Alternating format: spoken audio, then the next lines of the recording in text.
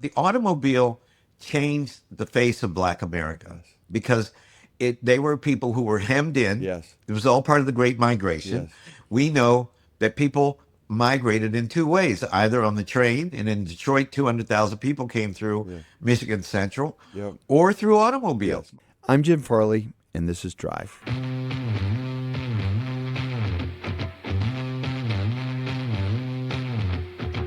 My guest today is perhaps the most DNA tested person you'll ever meet. He's an award-winning filmmaker, author, producer, and a Harvard professor. He's also the host of Finding Your Roots on PBS. I'm talking about Henry Louis Gates Jr. We didn't start with what you'd expect, his family history and ancestry. We started with his car ancestry, which was great. Neither of my parents had a driver's license. Wow. I grew up in a paper mill town, an Irish-Italian paper mill town in eastern West Virginia, halfway between Pittsburgh and Washington, D.C. And Jim, what's unusual about my family is that my family never moved. My family, I descend from three sets of free people of color, three sets of fourth great grandparents who were freed well before the Civil War. Two sets were freed by the American Revolution. They lived in the same county, Hardee County, now West Virginia, 30 miles from where I was born, Jim. Oh my gosh. So did my family take part of the Great Migration? Yeah, they migrated down the Potomac River 30 miles. And so you could walk everywhere. Yes. And So they didn't need a driver's license because they really didn't need one. No, my mother had 9 brothers. Oh my! And they all had cars. They were like car addicts. Yep. And particularly her 2 youngest brothers. They would give my mother rides to the market every week, and my dad would get rides to the paper mill with his fellow workers. My mother finally got her driver's license when she was 60 years old. But when I have one brother, Paul, Dr. Paul Gates. He's a retired oral surgeon.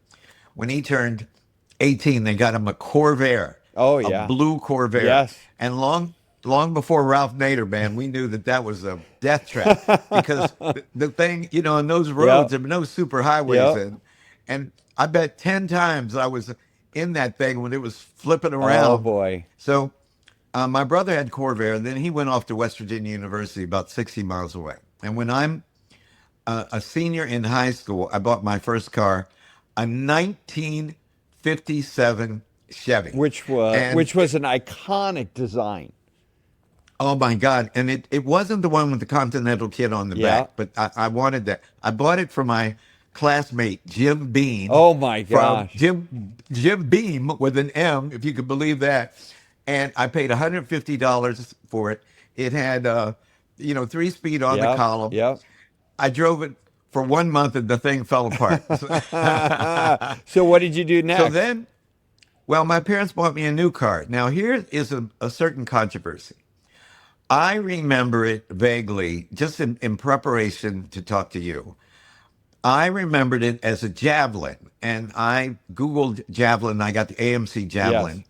And so this morning, I wrote to my best friend, Arnold Galloway, lives in San Diego, and he goes, "No, it was a Mustang, you dummy." And I remembered it was green. He said, "You had a green Mustang." And my parents bought it. You'll love this. I'm going off to Yale University. Yes. And big my deal. parents That's a big deal.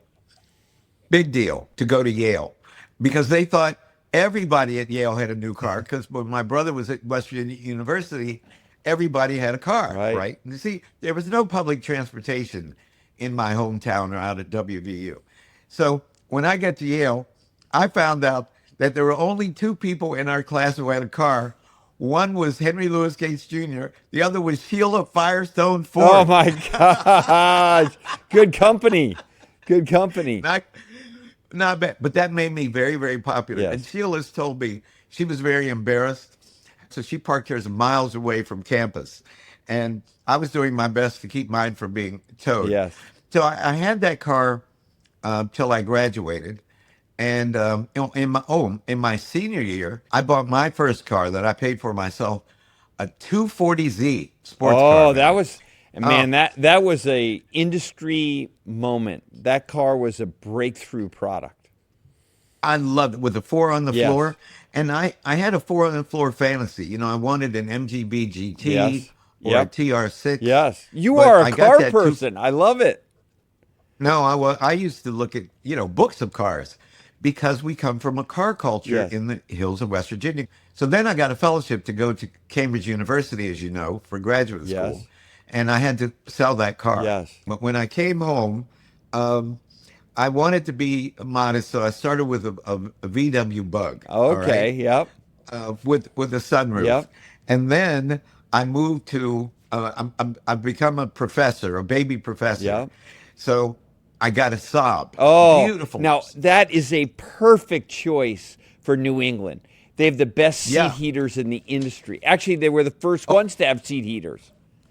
yeah, and I love those seat Yes. heaters. But I soured on Saabs because we used to drive home to West Virginia for every holiday, Yes. and one time I was somewhere in Western Pennsylvania, and I heard this clankety clankety clank.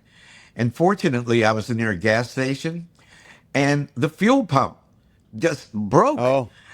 And the guy said, your car could have been ruined, and they fixed that. And I decided to move up to Volvo. So Oh. I'm Stanley Fish, who's a famous professor of English, wrote an essay once called "The Unbearable Ugliness of Volvos." Yes. Yes.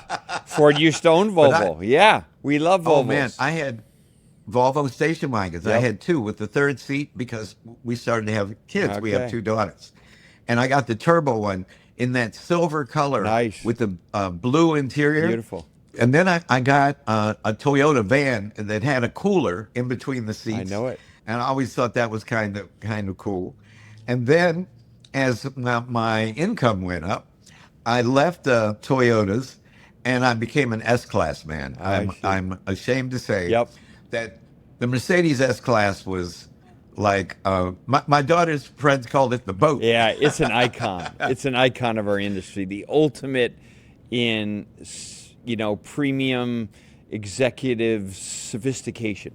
Yeah, and I always lease cars. I do a 3-year lease, and I always live near Yep. campus. My house, I'm in the kitchen of my house. Harvard Squares is right down the street, and so I never exhaust the mileage allotment. I decided I always wanted a car that was red, and I always wanted a convertible, and so I bought a Mini Cooper red convertible, Nice. and that's what I own now. But of all those cars, my favorite car was one I didn't even own. It was when I was a senior in high school, junior and senior. My three best friends were three black guys. We went to an integrated school, and they were Irish and Italian descended kids, and a handful of black people, and everybody worked at the Westvaco paper mill. And Roland Fisher, and I called him this morning to double check the facts, had a 1959 Chrysler Imperial convertible, Oh my and God. we named ourselves the Fearsome Foursome after Deacon Yeah. Jones and the Yes. Yes. LA Ram. Yes.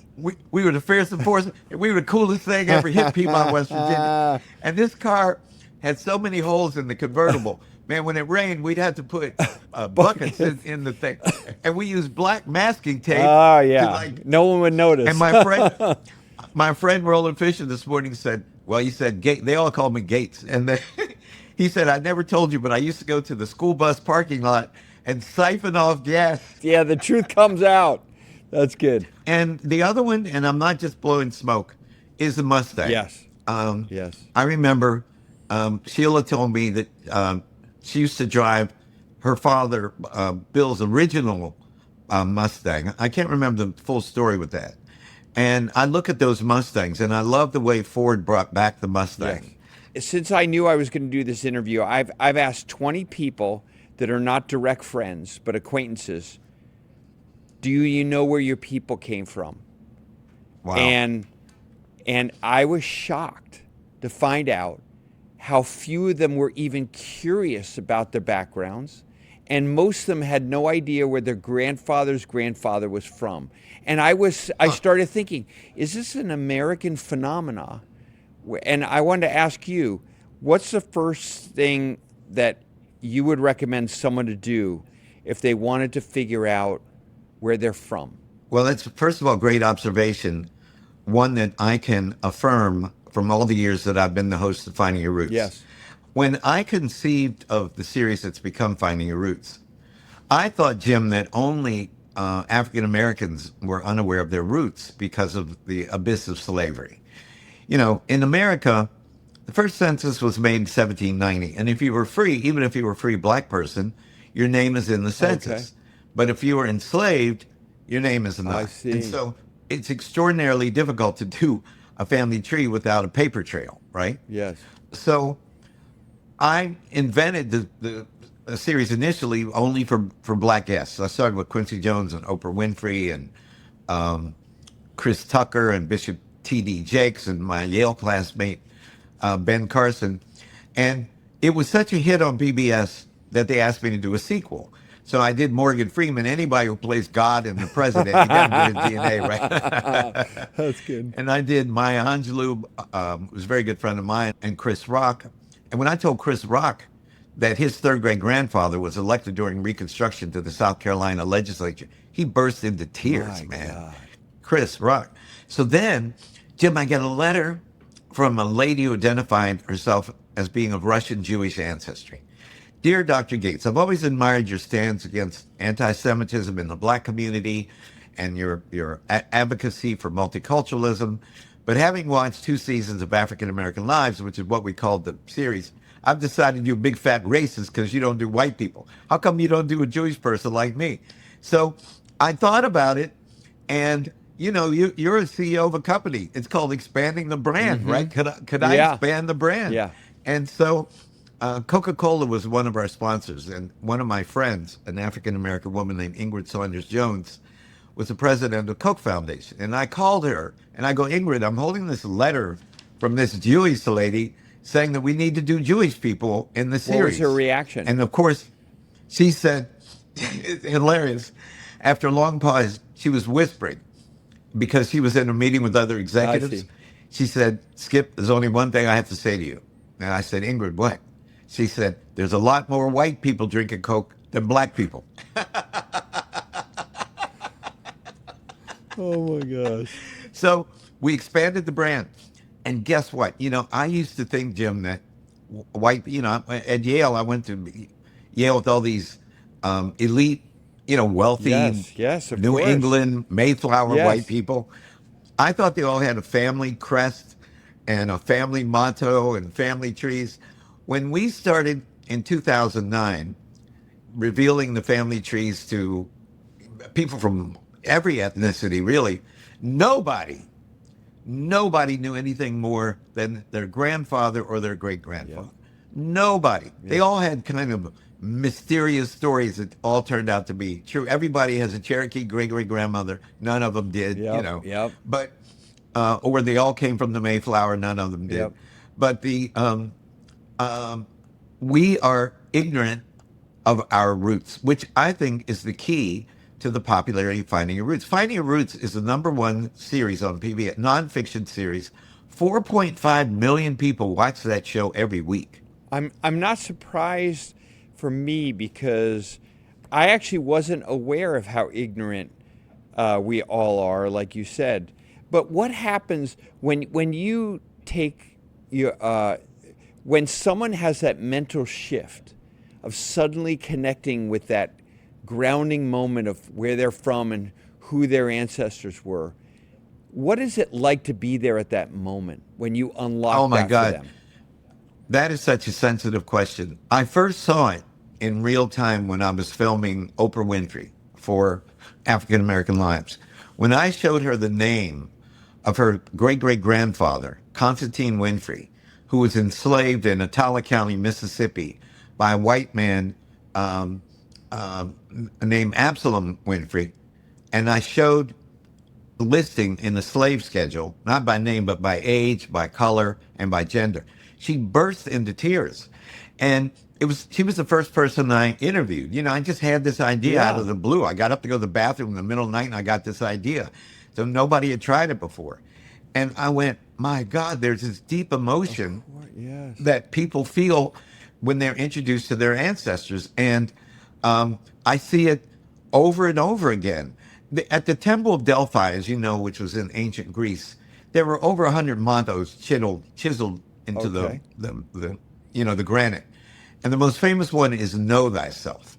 And I think that knowing about your ancestors is key to knowing about yourselves. The great Cambridge physicist Stephen Hawking is one of my heroes.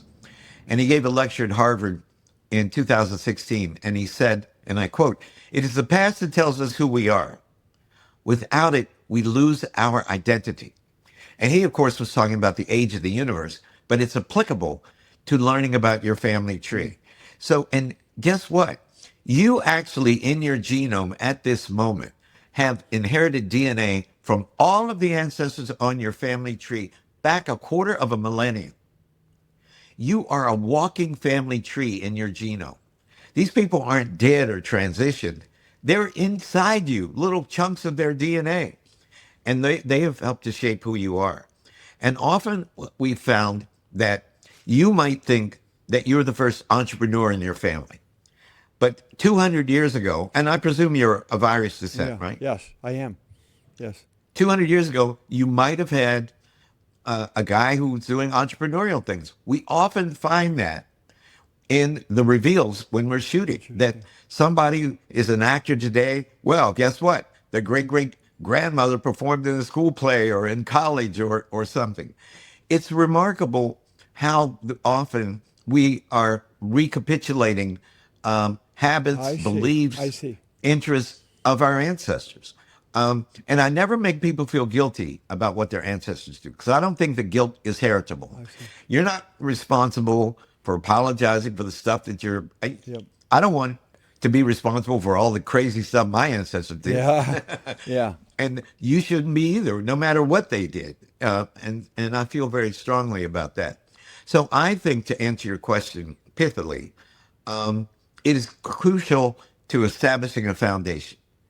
And you know, in this world, that everybody listening to your marvelous podcast knows that in the world right now, a world filled with turmoil, we need terra firma. Yes. And we Yes. need it. People find it in the church, or Yes. they find it through meditation, or through love or friendship, through their occupation. But also, I think that you can find it through your ancestry, knowing who you are. Knowing who you are by identifying the ancestors on your family tree gives you a sense of rootedness. And that's what we all need to withstand the storms that we are experiencing in our society today. Well, And I think that's why finding your roots is so popular. And in fact, as I understand it, you could fact check me, the two most popular hobbies in the United States are gardening and genealogy. oh, well, you know that. And both involve rootedness. Yeah, that's right. That makes sense. The in my family, and you talk to millions of people, so everyone's different. But in my family, my wife and my two daughters are adopted. All three girls in my life that I love are adopted, and I wonder if there's another side to this when you unlock those roots, and the question eventually comes for someone who's adopted, learning where they're from awakens something that could be kind of uncomfortable for parents or loved ones, because they are so surprised because they didn't have any awareness for it. And I wonder out loud if you would give any advice to me. Should I embrace that as a father and husband, or is that something I should just let them discover on their own at their own pace? So my advice to you is, I believe every day I get my public email. We get thousands of emails from Sure. people asking for help. Sure. A lot of those are from adoptees. Yes. And now every day I read my private email, and some of them are deeply moving. Yes. Will you please help me? I got one the other day. A woman, 65 years old, said, "Dear Dr. Gates, I don't know if you're going to get this letter, but I hope that you'll read it. I gave my husband a DNA kit for his birthday. He spat in the test tube, mailed it off. 6 weeks later, he found out that his father was not his father. Oh boy. and he is having a nervous breakdown. Yes. Please help me. So I immediately sent that to Cece Moore, and she and her DNA detectives are in touch with them. There are support groups. Yes.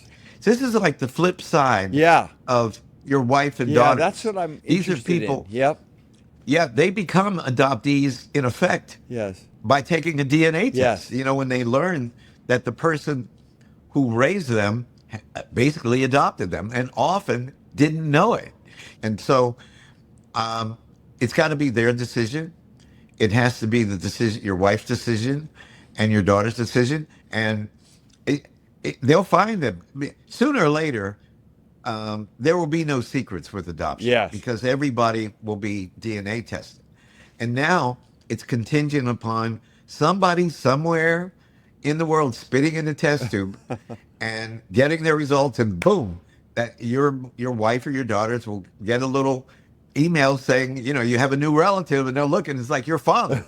Isn't that amazing? Well, Or your the mother. show has been so transformative for so many people. And as you said, it's like this, you know, incredibly compelling thing to do for us as Americans, along with gardening. And it seems like the whole skill of this, or the accuracy of this, was transformed by DNA testing. But there's another. I've been equally curious about exonerees and how DNA has really changed people's lives in criminal, you know, legal Yes. cases, criminal cases. Do you ever get crossover because you're so well known for this and you're such a informed person about it? Do you ever get crossover where people go, you know, I don't think this person has the resources to do this testing, but if they did, they would be, you know, exonerated from a crime or something bad in their life? Or do most Yes. people stick in the swim lane of Ancestry? Well, most of the people who write me are in the swim lane of Ancestry. But just 2 days ago, I got a long letter from an incarcerated person Yes. asking for help, saying that they were innocent. And I referred them, you know, some of my best friends teach at Harvard Law Yes. School, which is just right over there. Yes. Yes. And there's a famous clinic there that's my friend Ron Sullivan, if I'm remembering correctly, has helped 6,000 people establish their innocence who were Isn't that amazing? who were convicted, Isn't that amazing? either through evidence and I'm sure through DNA. So CC Moore, CECE Moore, Yes. and you can all of her people listening should Google her. There was a brilliant profile of her in the New Yorker, and it describes a scene of how I met her. I was at a genealogy conference and I gave in 2012. So I gave the keynote address. Okay. And then I saw in the program, I'm waiting. I had a limo outside to take me to the airport. Right? I'm in San Diego. And I looked at the program and it said, new field of genetic genealogy. So I'm a curious person. And remember, I was pre-med. Yeah. Yeah. So right up your alley. I'm not science. You're I'm not science. Yep. Yeah, I mean, for a guy with a PhD in English, I know a hell of a lot about DNA, right? So I said, what the heck? You know, I'm going to listen. Jimmy, blew my mind. I stood in line after her lecture, and I waited patiently, and I said, Miss Moore, could I speak to you? And we were in a Sheraton hotel, and you know how the restaurants are dark until lunchtime, Yes. and they have a little rope up. So I moved the rope. We went in there. Her husband and little boy were there. We sat down, and I said, "You are hired." You are hired. I said, Janetti, I said, "I don't know if you have a job, but you do now." And she accepted. Oh, that's awesome. And I called my partner, Dylan Yes. McGee. I said, "Dylan, we have a new employee." She went crazy. Yeah, we don't have money for that. I said, "This is going to change Yeah. what we could do." One more topic that I would love to ask you about, because as an automotive person, I love the history of our industry. And I love the history that's maybe not celebrated, the history that's really Right. important, but maybe not the history that everyone talks about. And when I started doing research on the Automotive Hall of Fame, the Screen Book came up, which wound up being one of the most fascinating aspects of our industry. If you come to my office as a CEO of Ford, I always have historical documents because I love our archives and I'm very proud of our company. But the Green Book winds up being this incredible entrepreneurial story of an African American couple who unlocks all this value to help people travel safely. What do you know That's about right. the Green Book, and what's your perspective about its value to generations of people in our country? 2 days ago, a scholar, the leading scholar of the history of the Green Book, sent the chief librarian at Harvard's Rare Book Library and me a note saying a copy of the Green Book had come up at auction and sold for $12,500. Wow. And we bought our first edition for considerably cheaper. And she was writing us, laughing, saying that we got a bargain. Victor Hugo Green, who worked in the post office. Yes. I mean, he was a genius. Look, when we traveled when I was a kid, when I told you my parents didn't drive, but their siblings did. Yes. Yes. And not like we were going on a vacation, man. You know, it's like we were not going to the beach and hanging Yeah. out. A vacation was going to visit Aunt Loretta, who lived in Charleston, West Virginia. Yes.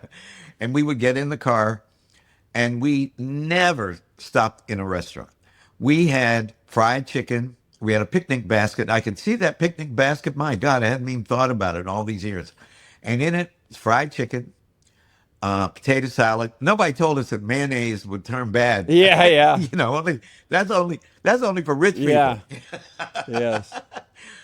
Potato salad with homemade salad dressing, and I don't know what else, but all I remember is fried But chicken you and didn't potato salad stop at a restaurant because it wasn't safe to. because of we didn't know if it was safe to. And remember, I'm born in 1950, and though the schools integrated in Mineral County, West Virginia, in Yes. '55, we couldn't sit down at the soda fountain place downtown. You couldn't. The white kids could sit down and be served. Yes. We had to order at the counter to take away, Wow. even after basketball games. So God only knew What? racial practices were out there throughout the state. Yeah. So where are you going to The find a exception- hotel? Where are you going to find anything else to Yeah. have a safe trip? When the exception was Howard Johnson, when we went to Pittsburgh to Forbes Field, we would go. I mentioned that Piedmont is halfway between D.C. and Pittsburgh. Yes. But we would go to Pittsburgh because that was the National League and they had black baseball players. Yes. And the American League was very slow to integrate. Yes. So we would go to see Willie Mays, my father's hero, or Hank Aaron, my brother's hero. And we would stop at Hojo's. Yeah. It wasn't called Hojo's Yeah. then. But we knew that it was safe to eat at Howard Johnson. But that's the only other place we would not. And we would, if we had to go to the bathroom, you had to go on the side of the road. Wow. Because, in the bushes, because we weren't allowed to use the toilets with white people. And what Victor Hugo Green did was provide offer to African Americans a listing of safe spaces. These are places where you could go to the bathroom, where you could eat, even places where you could fill up your car without pissing off some racist because you had a Cadillac Yes. or a Lincoln. Yes. And they did. And that was the Bible. That was the Bible. And every year it came out. And I mean, this guy, they made documentaries about him in the Green Book now. But this guy was a genius. He was. And he served a need. That's one of the things I love about capitalism and about I have been called an academic entrepreneur. I'm an entrepreneur like you. You and I are probably cousins. I Yeah. got to examine your Yeah, DNA we'll check profile. it out. Yeah. And no, but he was a brilliant entrepreneur whose entrepreneurial interest had a political effect see.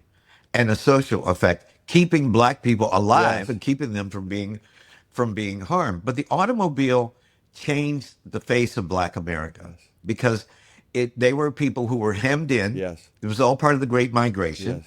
We know that people migrated in two ways, either on the train, and in Detroit, 200,000 people came through Michigan Central, Yep. or through automobiles. My grandfather had a Model T. Got it. Edward Gates II had a Model T. My daddy told me about that the first time I ever saw a Model T when I was a little kid.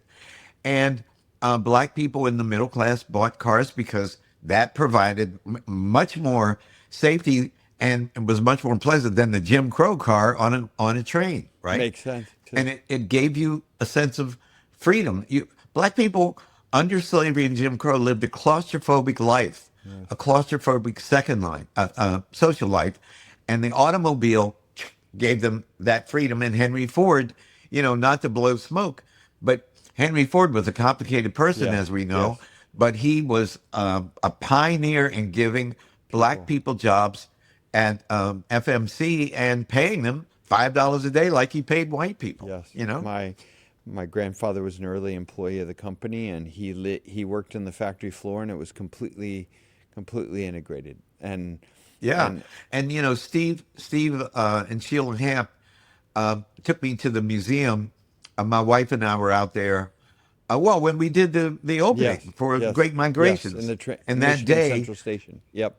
yeah, in Michigan Central, and that day they took me to the museum where Edison's Yes. laboratory Yes. is, and Yes. a house that is just being restored that Martin Luther King used to stay in Yes. Montgomery.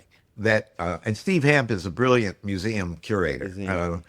and he and Sheila are of course friends. And then I'm sorry we're not in my office because I'd show you my Detroit Lion All hat. right, go Lions, go Lions. Well, Yeah. Dr. Gates, I could talk to you forever. You're one of the most interesting people I've ever met in my whole life, and I have to ask you this one question because I ask it to all my guests, which is, if you had to give one piece of advice to the CEO of Ford Motor Company, what would it be? Oh my goodness. Uh, know thyself. Wow, that Know I thyself. got some work to do then. Because if you know yourself, you'll know your employees better. And just as important, you will know where your company and its industry are going and need to go and how to situate your company in that mix. Know thyself. Thank you so much for your time. I've enjoyed Thank this you. conversation. I can't wait for the show. I've really enjoyed learning from you today. Thank you, buddy. Thank you so much. You take Talk care. to you soon.